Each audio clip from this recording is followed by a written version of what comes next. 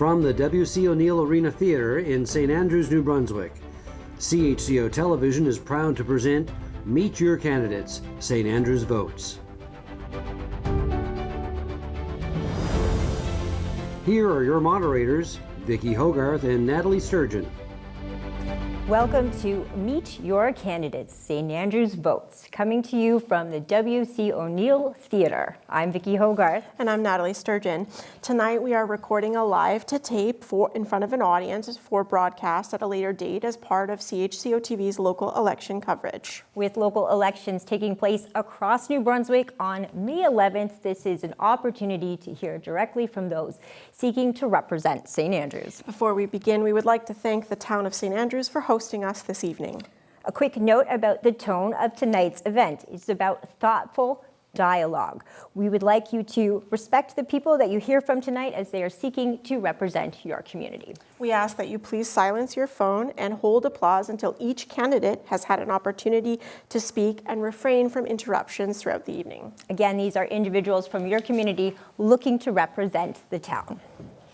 Please welcome Charles Creaser.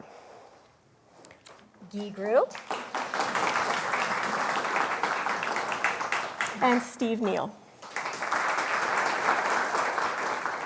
We'll begin with opening statements. Each candidate will get up to 2 minutes to make your opening remarks. You will hear a bell at 1 minute 50. That's 150. And again at the 2-minute mark when your time is up. We will proceed in alphabetical order, beginning with Charles Creaser. Following opening remarks, candidates will respond to a series of questions submitted by the public and vetted by CHCO. Candidates will hear the question for the first time this evening. Again, each candidate will have up to 2 minutes to respond to the question. To ensure fairness, we will rotate who answers each question first. So for opening statements, that means Charles, you will go first. For question 1, it'll be Guy, followed by Steve, and so on. The forum will conclude with closing statements, again, 2 minutes each. Okay, we will begin with opening statements. I'm getting out my timer, and Charles Creaser, you will be first. Your time, your 2 minutes for your opening statement start right now. Thank you, everybody. My name is Charles Creaser. I live on King Street. Many of you don't know me, some of you do. I can tell you that this time last year, I was in the Darlington nuclear power plant, deep in a nuclear reactor, changing out precision machinery, and didn't think I'd ever be standing here on this stage with a tie on tonight. I'm missing my hard hat, and my boots, but I'm committed to our community, and I've been coming here since I've been 7 years old. I've recuperated here after a bad deep-sea diving accident that I had. I went to the community college, graduated, and moved on to a specialized trade. I formed my own business. I was successful at that, and then sold that out and initiated a special tourism project called the Bernardine Project. And after this is over, I can show you a letter that I received from then the Premier of the province, saying what a great accomplishment that project was moving forward. Unfortunately, it petered out, but I found myself re-invited to go back to Darlington in 2018, and that's why I've been absent in the community. I'm back now, and I'd like to serve our community as your mayor. Thank you. Thank you, Charles. Guy Grew. Good evening. I'm running for mayor because I care deeply about our town.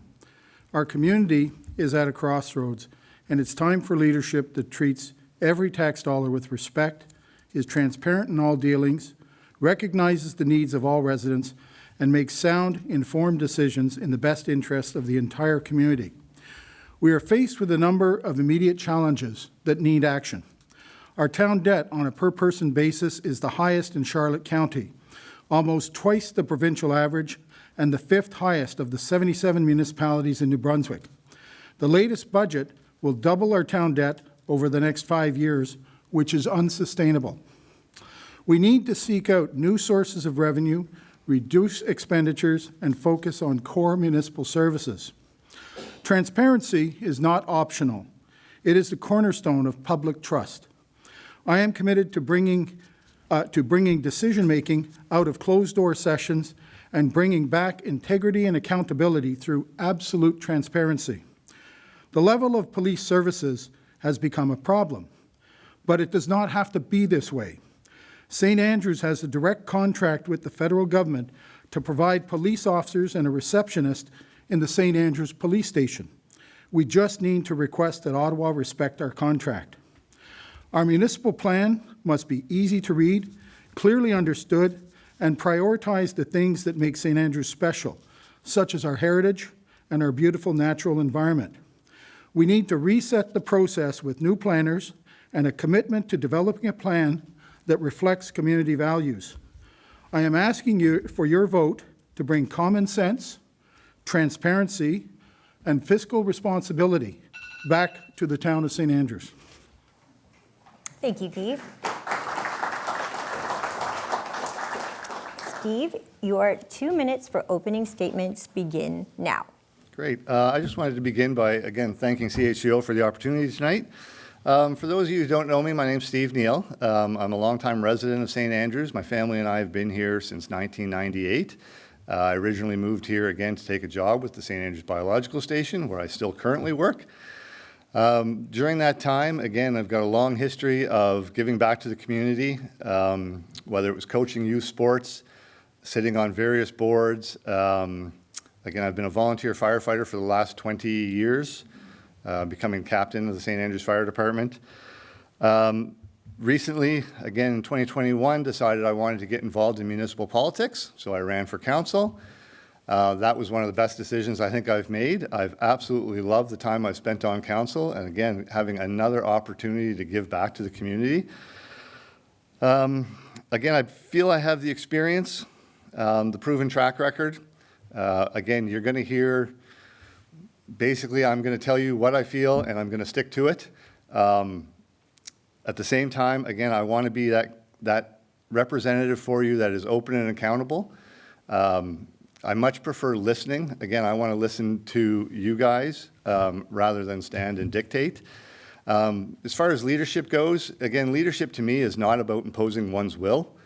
It's more about empowering the people around you, giving them the best information, the best opportunity, and the best tools to make informed, evidence-based decisions so that we can best serve our community. And that's everyone from St. Andrews, Shamcook, and Bayside. Again, we're all one community now, and I am looking forward to representing every one of you. Thank you. Thank you, Steve. We will now move on to the question portion of the evening. We will reread each question for each candidate, and your time will start after the question has been reread. So again, for question one, starting with Guy. Guy, your time will start after I read the question. Council has faced criticism over transparency and public consultation. What would you do to ensure council decisions are more transparent before votes take place? Thank you. Transparency and openness have been an issue in St. Andrews. There have been 17 closed-door meetings in violation of the Local Governance Act, over 100 closed sessions during meetings. Many motions have been passed without a word being spoken. The public has been limited to questions at the end of the meeting after everything has been said and done. This is not how participative democracy and transparency works. We should be encouraging the public to participate in the decision-making process by active listening and respectful open dialogue. In a well-functioning government, all voices are important, especially the ones that disagree with you, because that's where you learn the most. Transparency, openness, and improving public engagement is not hard and does not cost anything. Simple things can make a world of difference, like acknowledging every letter or email sent to mayor and council, developing a simpler, publicly available executive summary that clearly shows the issues being discussed by council will keep the public informed. Allowing comments at the start of the meeting on any subject, as is the practice in St. Stephen, will send a signal that public input is valued. Holding informal coffee sessions with the public to discuss issues of local importance, to hear public concerns firsthand. I am committed to bringing decision-making out of closed-door sessions, embracing open dialogue with the public, and bringing back integrity and accountability through absolute transparency. Thank you, Guy. Steve, you'll be the next to answer question 1, and I will repeat it before your time starts. Council has faced criticism over transparency and public consultation. What would you do to ensure council decisions are more transparent before votes take place? Thank you. I'll start by addressing the issue around closed-door sessions. Council does routinely go into closed-door sessions for, there's a very strict list of actual items that we can do it for, legal matters, personal matters, contracts, those natures. That's really the only reason council has any right to go into a closed-door session. During those closed-door sessions, again, no decisions are allowed to be made. We simply do the closed-door session to protect the privacy of the people involved. But again, no decisions can be made in closed-door sessions. And anybody who's watched council would notice after those sessions, council will always reconvene and a motion, if necessary, will be made and voted upon openly. As far as transparency goes, again, I am pretty much an open book. I'm approachable, available. That is how I would approach being mayor. I want to, again, hear from you guys. I will indeed answer your emails. I might not answer them right away, but I certainly do want to hear from the public continually. As far as transparency, again, being pretty much open and honest is pretty much all we can do as a council, in my opinion. Sorry,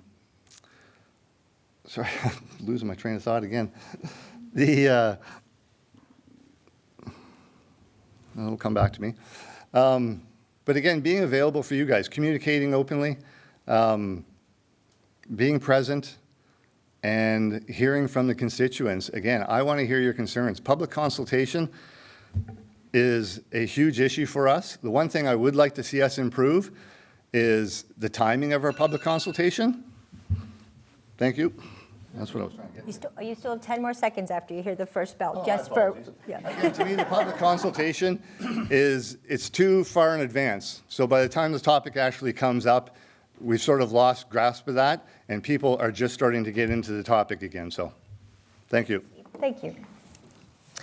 Charles, your 2 minutes begin after I reread the question. Council has faced criticism over transparency and public consultation. What would you do to ensure council decisions are more transparent before votes happen?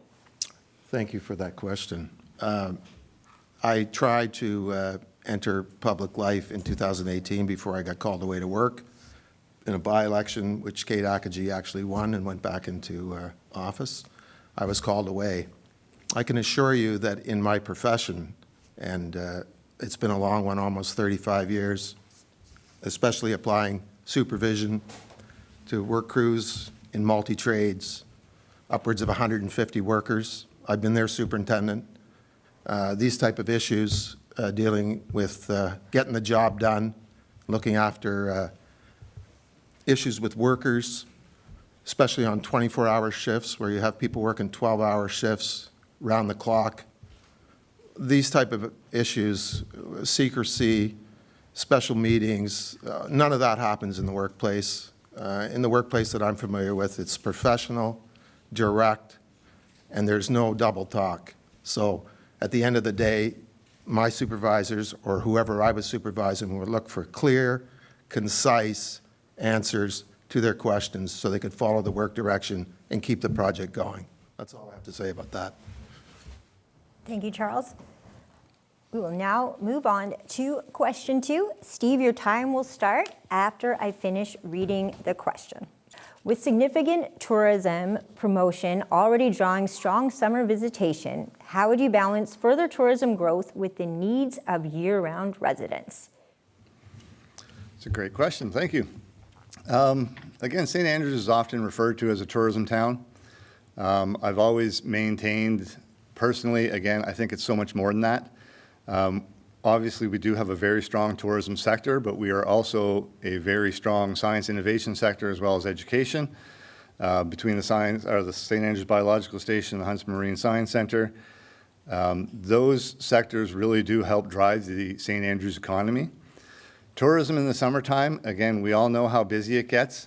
Parking is a real issue. It's an ongoing issue, one that council has tried to address a few times now with the addition of it's about 50 parking spots that are going to be added this summer on Queen Street, Queen and the old Legion lot. Again, it's a balancing act between, again, that economic growth, which, again, we want to see the tourism industry thrive, but at the same time, again, St. Andrews is only so big. Infrastructure has to be able to keep up with it. MBCC, again, another driving factor in that. We want to, again, encourage enrollment there. Going back to the education sector, helping to drive the economy of St. Andrews. NBCC is a big player in that, being able to encourage enrollment in programs like the Hospitality and Tourism Program, which are direct feeder link to the businesses that, you know, tourists are coming to frequent in the summertime. So working with NBCC, again, for the last couple of years, we have been striving with them and with the Housing Hub to come up with a solution for housing in behind NBCC. It would be sort of a dormitory-style housing. That has been ongoing for the last 2 years. And again, that is something that I would also like to finish if I am elected, and help, again, increase enrollment there to feed the tourism and hospitality industry. Thank you. Thank you, Steve. Charles, your 2 minutes begin after I reread the question. With significant tourism promotion already drawing strong summer visitation, how would you balance further tourism growth with the needs of year-round residents? It's a good question. My reflection comes from the fact that I was away, absent for 8 years. I've been watching what's been going on here from away, but occasionally I did get back. I was surprised to see that there wasn't an adjustment to the way that the traffic and, well, I was very surprised that I ran into a one-way street. I'd been coming here for almost 60 years, and that was the first surprise. Hey, what's this? And then I was very surprised that the town, in their planning, hadn't made the adjustment for the great increase in traffic. I live on King Street, and, you know, I've had to listen to the buses running, and, you know, none of that really meshes to a quiet community. We have to support our own economy here for sure. But, you know, again, solution-based industry that I worked in, you just get it done. You don't wait. You pick a solution and you move towards it, because I didn't see a solution in the whole time I was away, and now I'm back and I've been waiting to hear the solution and I haven't heard it. Traffic and parking are the #1 thing. If we're going to have all these people come and visit, let's get them all parked, so that all the people in downtown don't have to put up with that, parking randomly. And I am not forgetting the fact that the portal into this community starts out at the double-lane highway, which is in our new ward, and also out in Shamcook. So all of it is a reflection on how we deal with the traffic coming in here. They got to drive down that road to get here, and they got to drive out to leave. So what we do with them when they're here is very important. Buses, cars. If you're visiting, I think you should be parking in some spot that says P, that's where you go. Whale tail, that's where you go, and so on and so forth. Thank you. Thank you, Charlie. Guy, I'll reread the question. With significant tourism promotion already drawing strong summer visitation, how would you balance further tourism growth with the needs of year-round residents? Thank you for the question. I think first, the town needs to determine the capacity of our water, sewer, road, and other municipal systems to determine the potential for growth. This analysis must take into account not only the demands of local residents, but also the requirements of the many tourists that flock to St. Andrews. The capacity of our municipal systems will inform how and where we can grow and how many tourists the town can accommodate. After all, the last thing the town wants is to have municipal systems overwhelmed by unchecked, unplanned demand. There's also a need to assess how many tourists can St. Andrews accommodate to produce a memorable visitor experience. You don't want tourists coming to town having to circle the block 15 times to find a parking space, wait in line for half an hour for a washroom, get to a restaurant and there's no seats available, that does not create memorable visitor experiences. In terms of the balance between tourists and locals, the pendulum, in my opinion, has swung too far towards catering tourists at the cost of residents. I would suggest we should have parking for locals at the angled parking beside the Bank of Nova Scotia, so the local residents can do their banking, pick up their groceries, their prescriptions, go to the hardware store, go to the post office. Also, I would suggest that events such as Paddlefest and Indulge should provide a percentage of their tickets to local residents. Because after all, all of these events, they demand services from the town. And the infrastructure, the streets, and all these services that are used by tourists are paid for by the residents. Thank you. Thank you, Guy. We're moving on to question 3. Charles, you're going to get question 3 first. Municipalities receive roughly 80% of their operating revenue from property tax. Over your term, would you aim to hold, reduce, or increase the tax rate, and by how much? What specific spending would you make to support that goal? You're going to have to read that question again. Sure. Municipalities receive roughly 80% of their operating revenue from property taxes. Over your term, would you aim to hold, reduce, or increase the tax rate? By how much? What specific spending changes would you make to support that goal? Well, some of that information is unknown to me at this time to make a qualified answer. I'm sure that there's people that would tell me if I was elected and help me through that. But I will tell you this. I had the tax assessor over at my house the other day for one reason. My tax was too high. So I'm just like you guys, paying too much tax. And it's time that we petition the government of our province to get some of that tax back, which they're laying on us because they see the whole community of St. Andrews and our 2 new wards as being an ideal place to really whack it to us. So be like me. Get them to come and reassess you. Thank you. Thanks, Charlie. Your time will start. So reread the question. Municipalities receive roughly 80% of their operating revenue from property taxes. Over your term, would you aim to hold, reduce, or increase the tax rate? And if so, by how much? What specific spending changes would you make to support that goal? Thank you. Residential property revenues in the town portion of St. Andrews have increased by 32% since 2022, while the tax rate has only decreased by 12%. Similarly, in Bayside and Chanquik, the residential property revenues have increased by 27.5% since 2023, while the tax rate has only decreased by a measly 3%. This indicates that assessments across the board are rising faster than tax rate decreases, which leads to higher property taxes. This trend is expected to continue, and the recent double-digit assessment increases for 2026 indicate a potential problem ahead. Although the 2026 assessments have been frozen this year for most people, the 2026 increased assessments added to the 2027 increased assessments could lead to a significant property tax increases in 2027 and beyond. Property taxes on residents are high. Some would argue too high, and there needs to be measures put in place to protect the public from assessment-driven tax increases.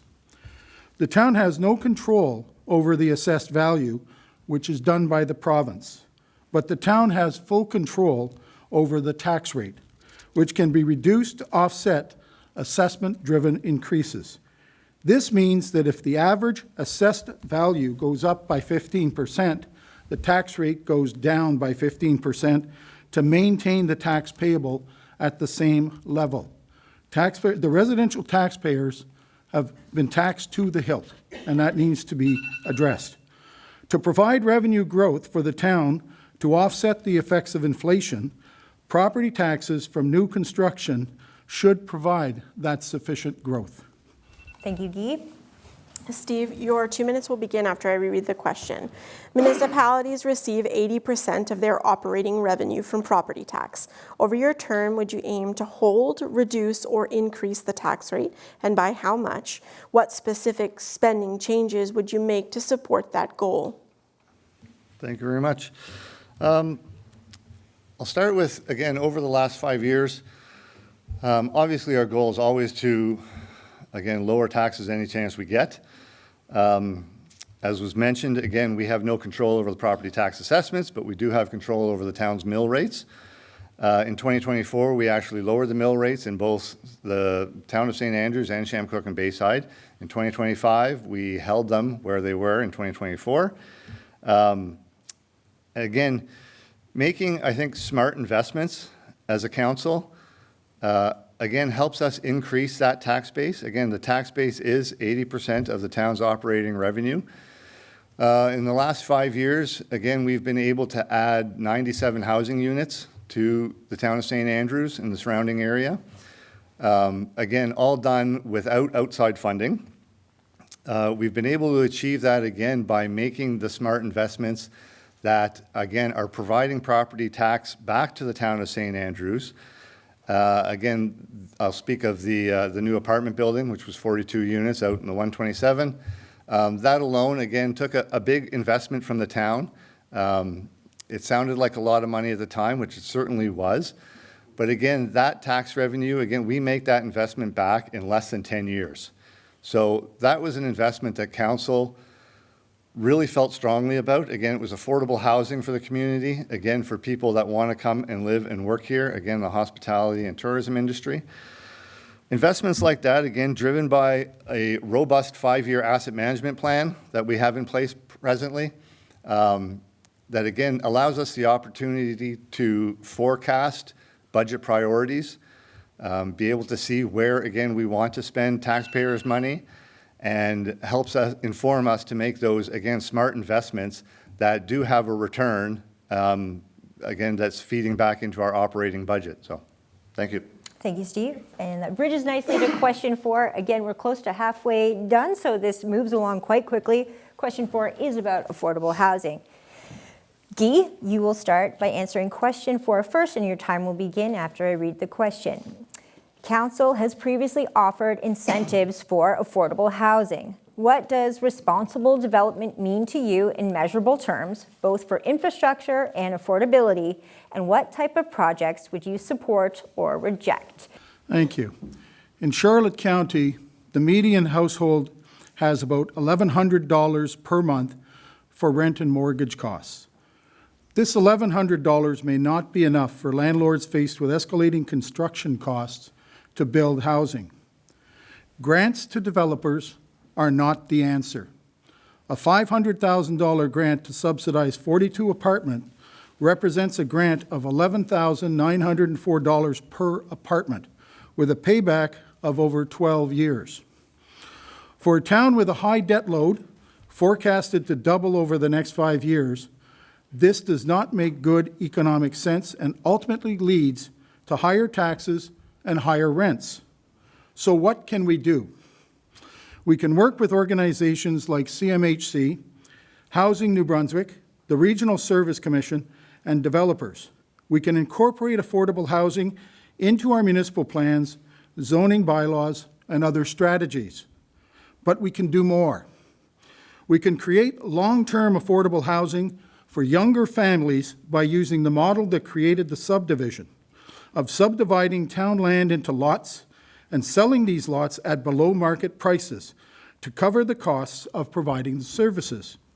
Families can then contract with a builder to build a starter home that they can afford, providing a gateway for younger people into home ownership. To address the needs of seasonal workers and students, a dormitory-style building adjacent to the community college can be developed. This would require a collaborative effort of the federal government, provincial, municipal governments with private developers. We can make a difference, but affordable housing should be aligned with the goals and plans of the community as defined in our municipal plan, and not ad hoc, impromptu developments. Thank you, Guy. Steve, your 2 minutes will begin after I reread the question.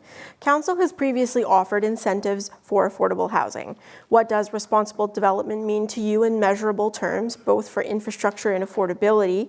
And what types of project would you support or reject?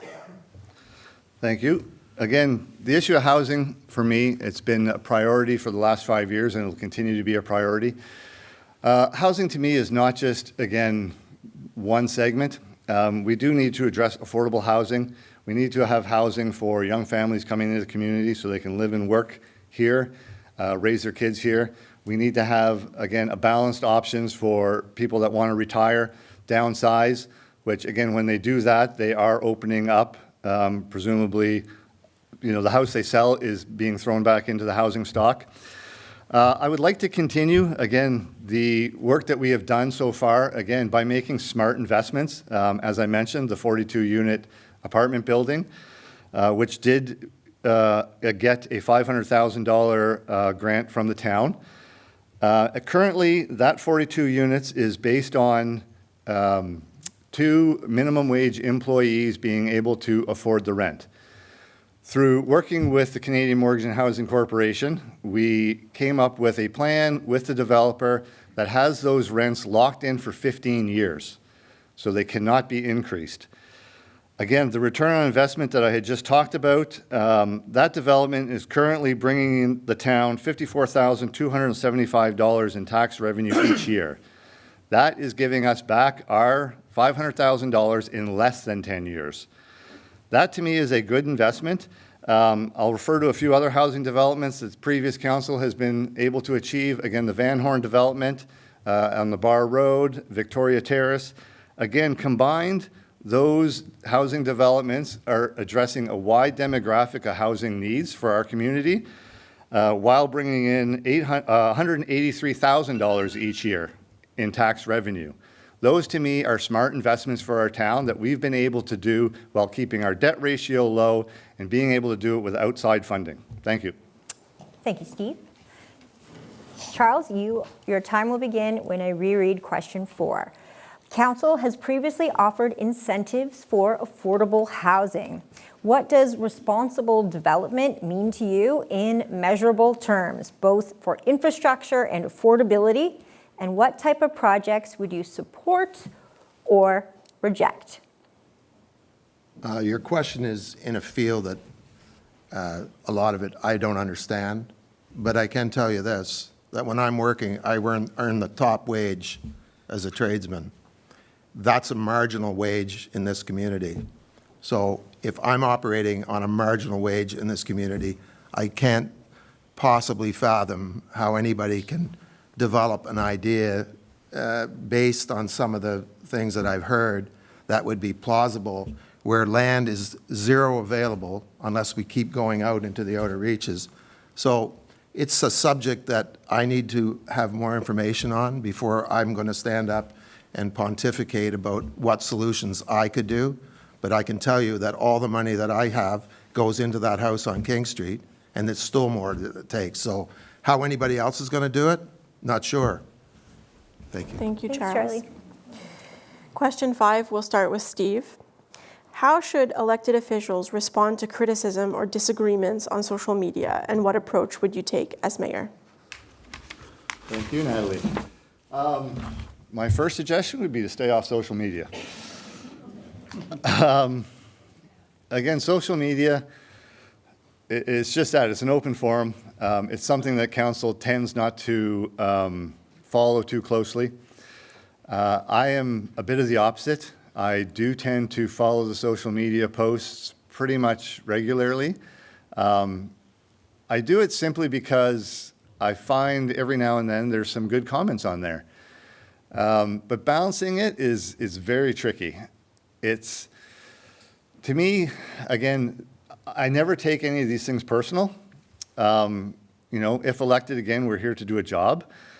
Differences in opinions are valued. I welcome all opinions. Again, they always bring a different perspective. And I like to keep that openness in the sense that listening to everyone's opinion and being open to having that opinion changed is sort of the key to me. I think far too often we get sort of focused on a single idea and there's no bending people off of it, which again is their right, but to balance social media with the workings of council, we've tried to make strides again to broadcast the meetings, again to keep that openness there, have them available to people that can't make it to the council chambers. And again, I'd like to continue doing that because I think it is a great platform for people that can't come in, and it helps the whole community stay informed. So again, I think there is a balancing act between what we read on social media and how it affects council. And again, I would instruct council to take it with a grain of salt and again, try not to take it personally. Thanks, Steve. Charlie, I will start your time once I reread the question. How should elected officials respond to criticism or disagreement on social media, and what approach would you take as mayor? Well, if they got any problems taking any criticism, they should just join a local union. You'll get lots there. You're serving an 8-year apprenticeship, you'll get lots. So you got to get a thick skin. It's just words, comments, as long as it's not a personal attack that's violent. You know, it's the modern times. It's part of what we do every day. I look at my phone probably 100 times a day. Should I? Probably not. It's probably something else I should be doing that's better. But I'm not going to school everybody about what they should be doing. Do what you think is right. If you see something, say something. Thanks, Charlie. Guy, your 2 minutes will begin after I reread the question. How should elected officials respond to criticisms or disagreement on social media, and what approach would you take as mayor? Thank you. Social media can be a messy place that is not universally available to all and is subject to abuse. Social media is also ripe with false information, and my approach on that is it is best ignored. There are other ways of disseminating information that is more inclusive, such as the official town website, CHCO-TV, the Courier, and informal coffee meetings with the public. Council needs to examine if social media is the right tool for disseminating information, or if scarce town resources would be better used in improving and making standardized tools like the town website, the official portal for Town of St. Andrews communications. So bottom line is social media is ripe, as I say, with false information and misinformation, and in my opinion is best ignored. Thank you, Guy.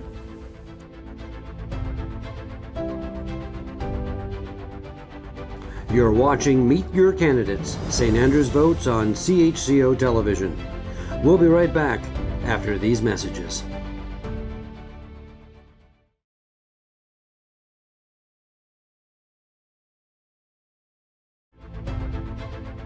You're watching Meet Your Candidates, St. Andrews Votes on CHCO Television. Here are your moderators, Vicki, Hogarth, and Nathalie Sturgeon. We will start with Charles for question 6. The Wharf and Market Square project has divided the community. A previous plan was canceled after coming in over budget, and a new approach is now underway with additional structural concerns identified. As this project enters into a new phase, how would you approach it? Well, the question of the day is, what's the new deal, right? We've been all waiting all winter long. The big deal in the fall is I was driving back to get my stuff out of my apartment in Ontario, and some of my good fellow townspeople came to the big meeting when they were making the final decision, or had to accept the fact that it was going to cost way too much, and that went into tilt. And ever since then, it's been a mysterious cloak. Maybe you guys know, I don't know, but I know it's a big piece of real estate down there. I've tied up to thousands of those wharfs in my boat. I had a big boat, it was 85 feet long, took it all the way to the Great Lakes, numerous times down the New England shore, tied up to lots of different wharfs. Why we're stuck on that? It's not too, I don't know. Nobody came and asked anybody who lived in town that uses boats. You know, hiring a lot of engineers, you know, bits and pieces. I never once heard anybody describe that the buttress at the end of that wharf was made for tying up the Grand Manan ferry. That's what it's for. and the trestle approach, that was to get to it because it's in tidewater. It's all different ideas, but nobody just talks about the facts. And that fact is there's a bunch of floating wharves around it which are used. I mean, I'd move them over in Douglas Avenue so you can tie up the summer fleet over there. Then you can fix the wharf. It's pretty simple and straightforward stuff for somebody that's been involved in marine construction like myself. Thank you. Thank you, Charles. Vicki, your 2 minutes will begin after I reread the question. The Wharf and Market Square project has divided the community. A previous plan was canceled after coming in over budget, and a new approach is now underway with additional structural concerns identified. As this project enters a new phase, how would you approach it? Thank you. The Wharf project is a significant project that has cost hundreds of thousands of dollars in engineering fees and appears to be stalled. There is no schedule, no cash flow, no independent estimate, no risk analysis, and most importantly, no one accountable for the success or failure of this important project. There are tight funding deadlines for provincial and federal funding that will lapse if the town does not make progress in executing this project. The town has paid about $400,000 in what appears to be an untendered design contract to the first engineering firm to produce drawings and specs that proved too costly. Now a second engineering firm appears to have a budget of about $350,000 to create a completely different design, which we are not even sure is the right design. The project will not be completed or moved ahead by having a council reviewing and critiquing expensive, detailed engineering designs. The first step in getting this project moving is to assign a qualified project manager to identify a source of funds, establish a project schedule, create an independent cost estimate, perform the risk analysis, liaise with stakeholders, including the public, to obtain buy-in, engage a design consultant, hire a contractor, and most importantly, be accountable for the successful completion of the project. Sadly, until we have a person accountable for the delivery of the project, the town will be stuck in a spin cycle of reviewing expensive engineering designs, and little progress will be made in actually executing the project. Thank you, Guy. Steve, I'll reread the question. The Wharf and Market Square project has divided the community. A previous plan was canceled after coming in over budget, and a new approach is now underway with additional structural concerns identified. As this project enters a new phase, how would you approach it? Again, I'm going to start by acknowledging the question itself, where you do mention that a new plan is underway with new design specs. If anybody is following the Wharf project, they knew how outspoken I was in the previous design. It was not great in my opinion, but after that project was rejected, it was the very next day that myself and a few others, along with town staff, started looking for new engineering options. We have spent significant money to date. That was all part of the federal funding through RDC that we were granted. None of it has been taxpayer money from the town of St. Andrews. The new company that we interviewed has already been to town. It's already presented in open council meetings their 5-year plan for the refurbishment of the entire wharf to get it up to the new climate change resiliency standards. As was identified, and again, as presented in an open meeting already, the most urgent work is on the pier head itself, the furthest out. That work is scheduled to undergo, it should be started this season. The plan they came to the town with, again, spread over 5 years, addressing the entire wharf with really no structural changes to it. And again, that has been presented. It was to be presented in an open session on last Wednesday, which unfortunately was canceled. But basically, the new design is there. We've worked with this engineering company. They have known the town, they know the wharf, and we are ready now to present to the public simply the options for the face of Market Square and potentially any infill that might take place. That project is well underway, again, well thought out, and something that I definitely want to see to completion. Thank you. Thank you, Steve. Guy, you will answer question 7 first. Residents in rural areas have raised concerns about zoning changes and taxation. How would you balance the different needs of the rural and urban parts of the municipality? Could you repeat the question, please? Sure. Residents in rural areas have raised concerns about zoning changes and taxation. How would you balance the different needs of the rural and urban parts of the municipality? Thank you. Okay. Well, you learn about issues from talking and listening to people.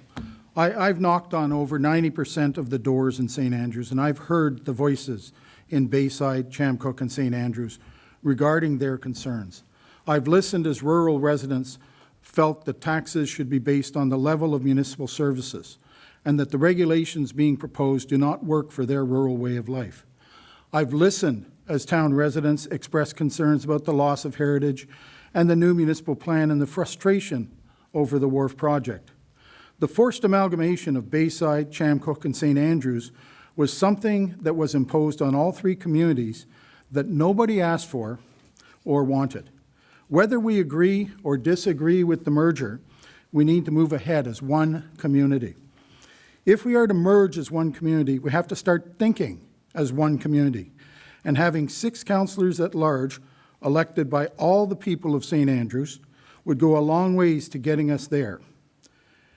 In this way, all councillors would be representing the best interests of the entire community in passing bylaws, motions, and the public would have an equal representation around the council table.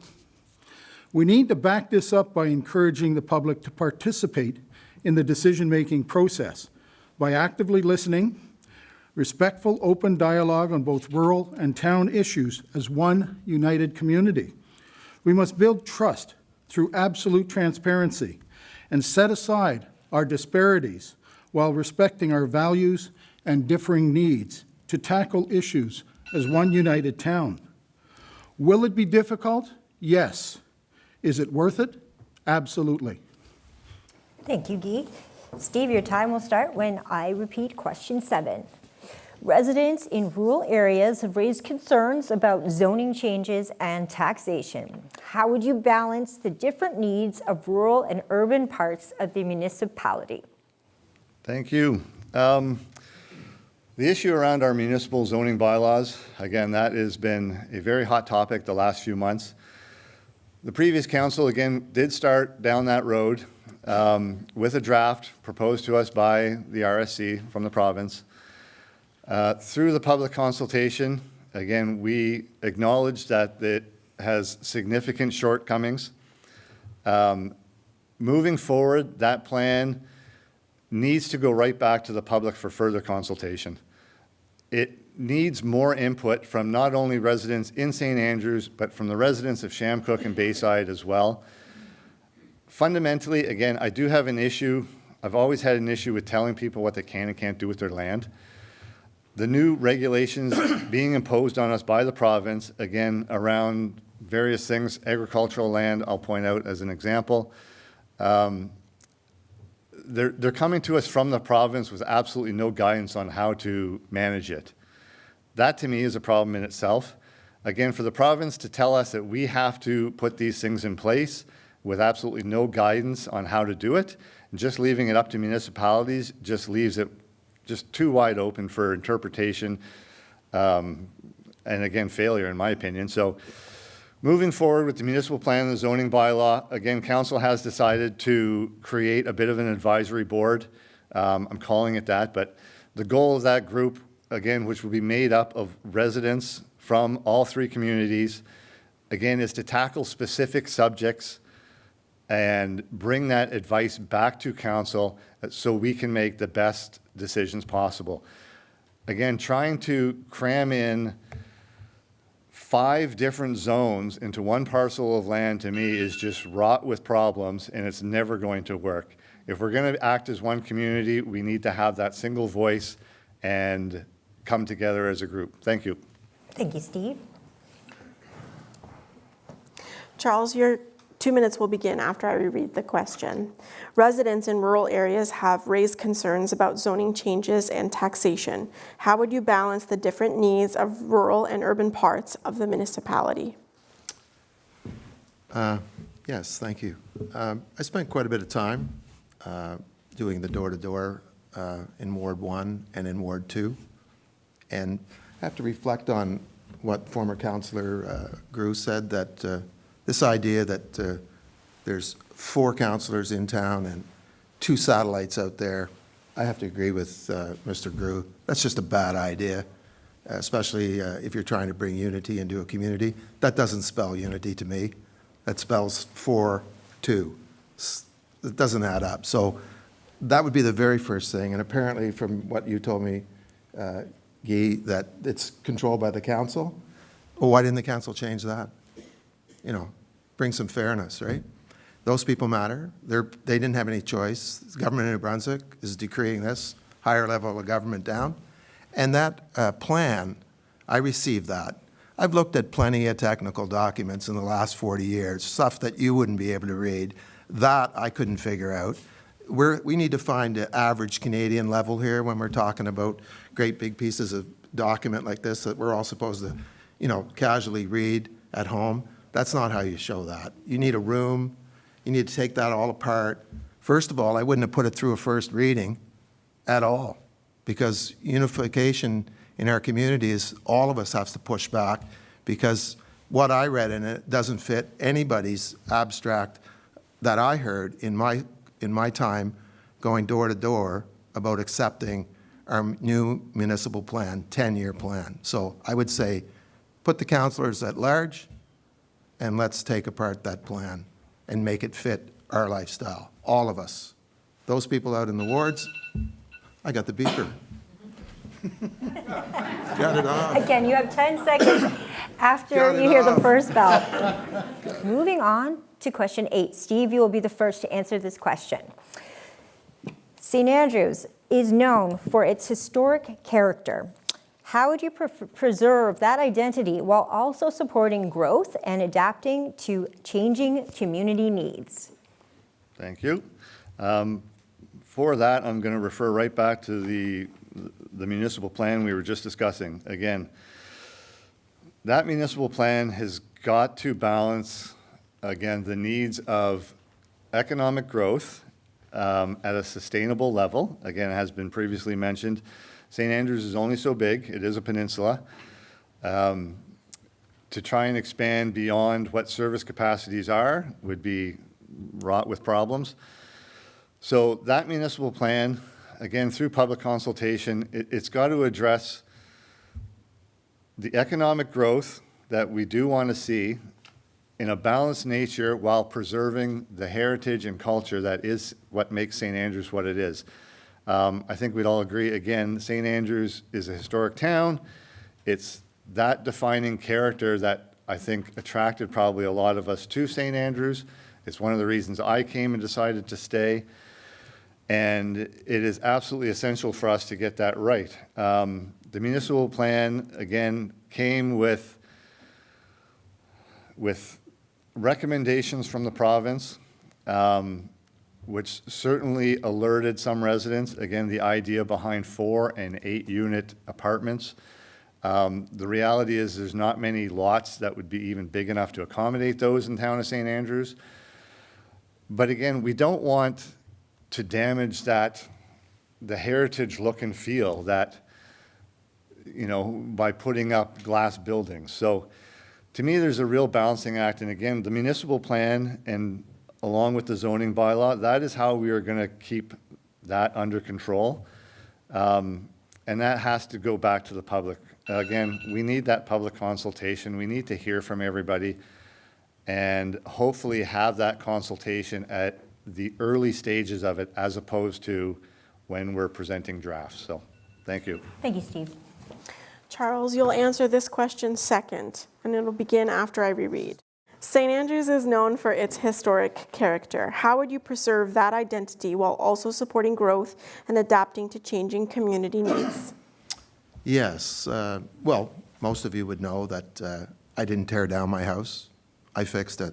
It was in rough shape when I took it over, and I appreciate everybody else that works away at theirs. Would I want to see something that's happened in Mississauga? You know, a very contemporary glass thing, me standing out there with a morning robe on? I don't think it fits into our town. No offense to Mississauga.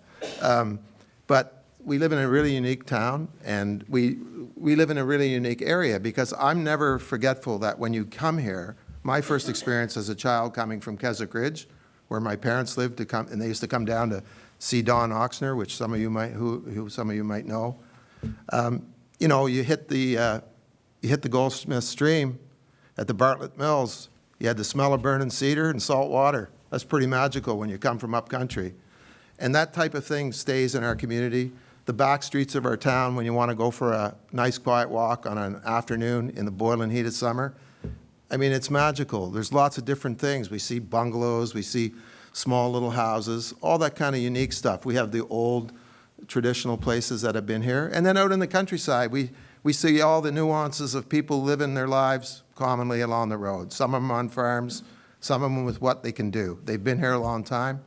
That's what makes it unique. It's not the change that makes it unique. It's what's here now and what doesn't need to be changed. So on a lighter note, where we need housing and we need places for people to stay, a lot like mine's not very big, but there's room in the back for a small cottage. We used to have those bylaws on the books here. I've read the bylaws. Part of becoming a town citizen is you should read the bylaws.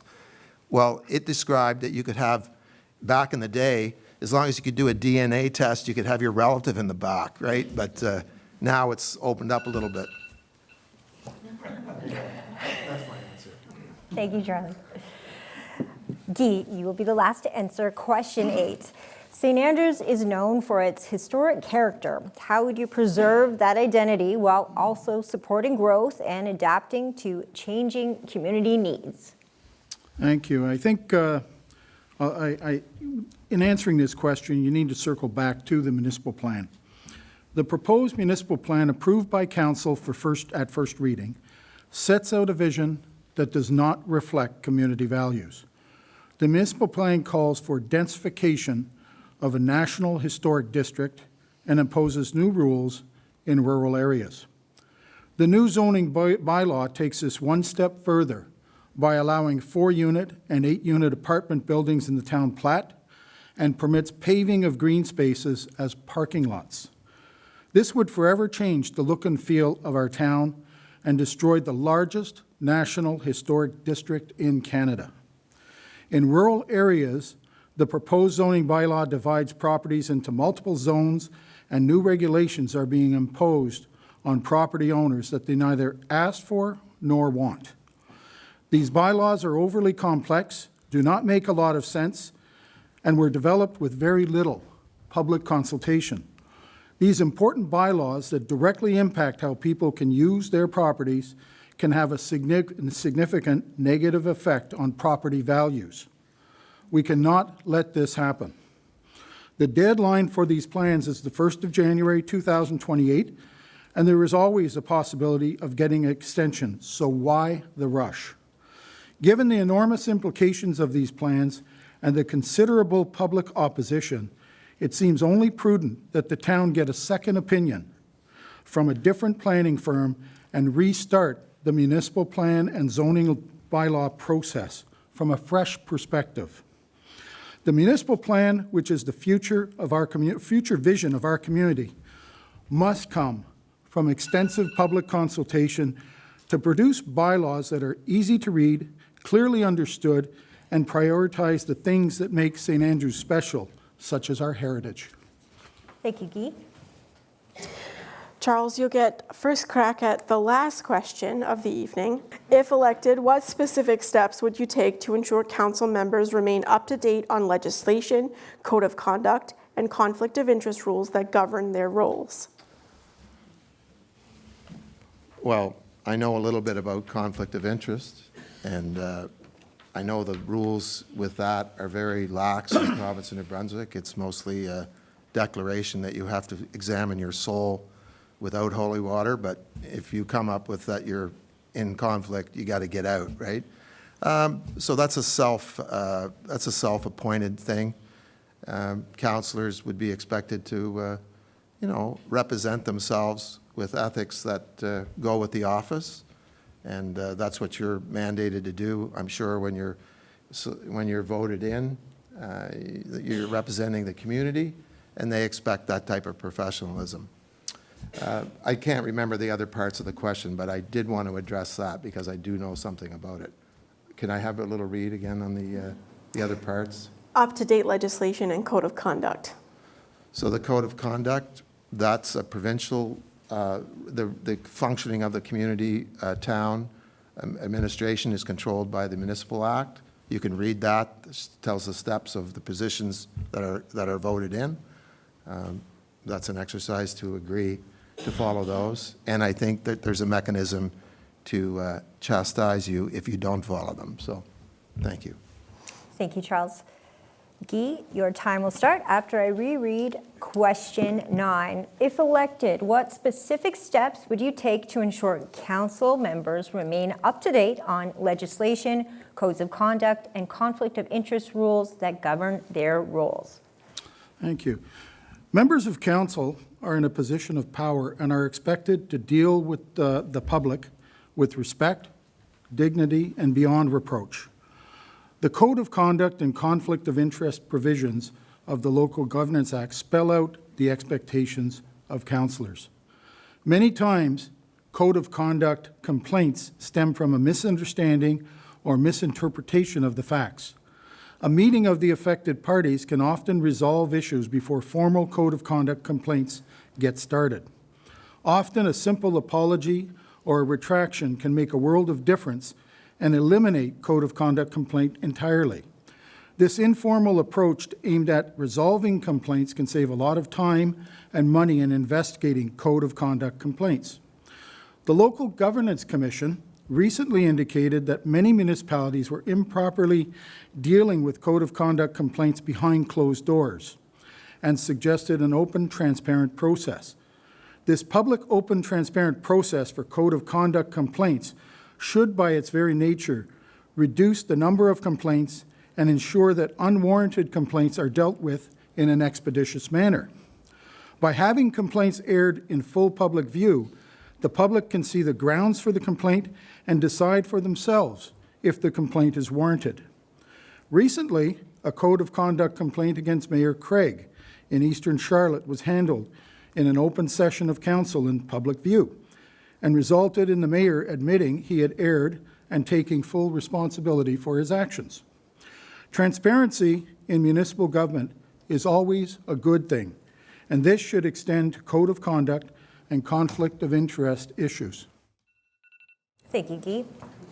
Steve, your 2 minutes will begin after I reread the question. If elected, what specific steps would you take to ensure council members remain up to date on legislation, code of conduct, and conflict of interest rules that govern their roles? Thank you. The Code of Conduct, ironically, myself and the late acting Mayor Kate Akaji were at the meeting in Fredericton when the Local Governance Commission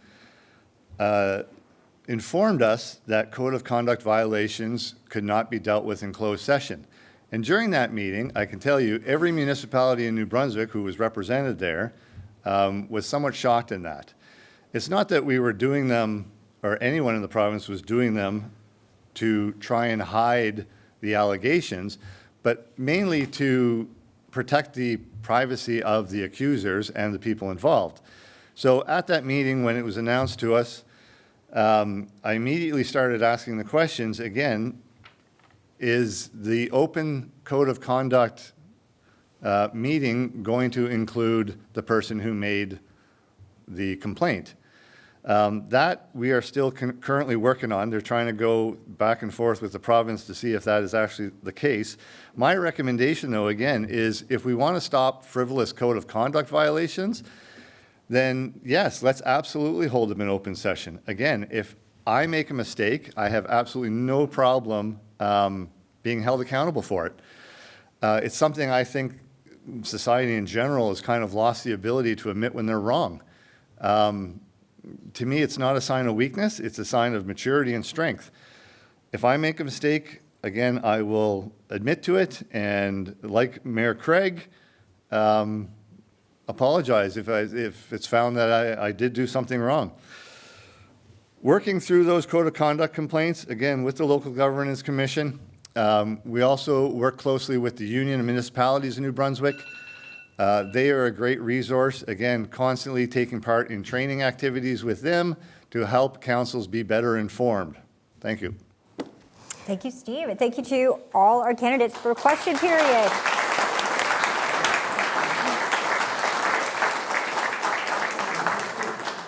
We will now move to closing statements. Each candidate, again, has 2 minutes. We will begin with Guy. Your 2 minutes start right now. First, thank you for being here. Over the past few weeks, I've walked the streets and knocked on a lot of doors. I've heard your concerns, shared your hopes for this beautiful town. I have heard the voices in Bayside, Chamcook, and St. Andrews that were forced into a merger they did not want or ask for. I listened as rural residents felt taxes should be based on the level of municipal services and that the regulations being proposed do not work with their rural way of life. I listened as town residents express concerns about their loss of heritage from the new municipal plan and frustration at the failure of the Wharf. I heard that fast decisions are not necessarily good decisions and that there needs to be careful analysis of the options, accurate cost estimates, relevant information, and opportunities for public input so that council can make better informed decisions. Person after person told me that transparency, openness, and accountability are not just words. They are the foundation of building trust between council and the public. All voices are important, especially the ones you disagree with, because they are the ones where you'll learn the most. We are at a crossroads. We can continue to live beyond our means and double our debt, continue with closed-door decisions, adopt a municipal plan and zoning bylaw that will forever change the look and feel of our town, impose all kinds of new regulations, and destroy a national heritage district. Or we can choose a different direction, one based on fiscal responsibility, transparency, accountability, and genuinely listening to the concerns of the public. The choice is yours. Thank you, Guy. Steve, you have 2 minutes. Again, thank you very much, everyone, for coming. In closing, again, I just want to reiterate that, again, the role of mayor for me is, again, it is about empowering council. It is not the role of the mayor to assert one's will onto others. I completely believe, again, in open and accountable municipal governments. I want to be that candidate for you that is going to listen. As I mentioned at the start, I much prefer to listen to the residents than stand up here and talk. I want to hear your ideas. I want to hear your thoughts. Part of that, again, is going to be about improving the public engagement. Right now, we have basically been doing what we are mandated to do. That, to me, is falling short. It's falling short for the community. It's falling short for all the residents. The timing of it is off.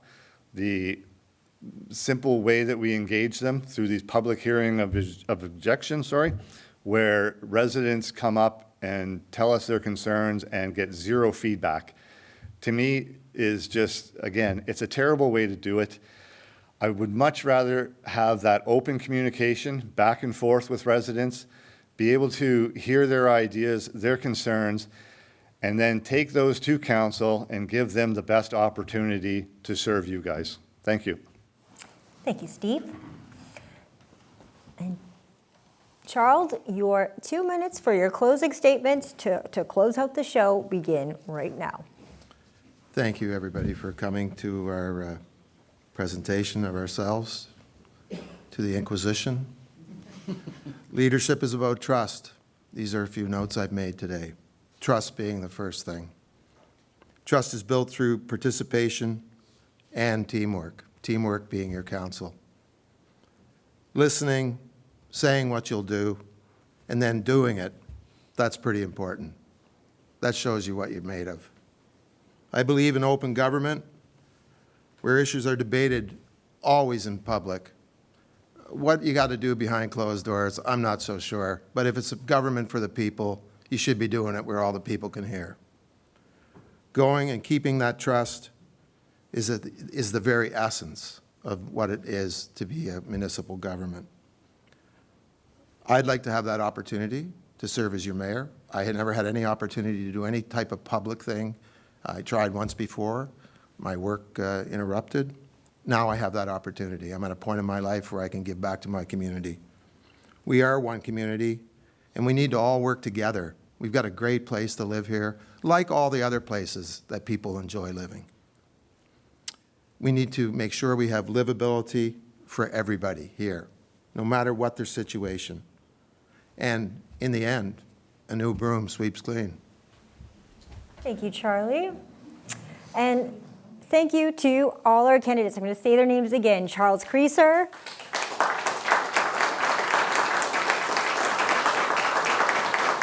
Guy Grew,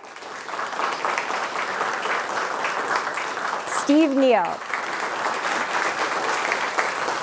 I want to say thank you to all of you who came out to be a part of this live event and seeing it all before anyone does on television. So thank you for being here and being engaged with your candidates. I also want to say a thank you again to the town of St. Andrews that not only provided this space for this event, they provide us space at CHCO and the Courier all the time for decades. And it means a lot to be a part of a community that values local news. I know a lot of you probably heard news today about Post Media moving printing outside of the province. And so we do need to live in a community that really values that and values these kind of events that we are able to put on to keep our community informed, and also values our young people. So I want to say thank you to Shamey, who's been on this camera here, to Jake, who at home they can't see Jake, Lucas Kohler back there, and Autumn Williams is in the back in the control room with Flo and Patrick. Thank all of you for taking your night off and coming to help us with this. It helps our community in more ways than just doing camera. It creates a new generation of very informed residents. So thank you so much. Thank you to all of you for being here as well. And of course, thank you for watching from home. For CHCO, I'm Vicki Hogarth. And I'm Nathalie Sturgeon. Good night from St. Andrews.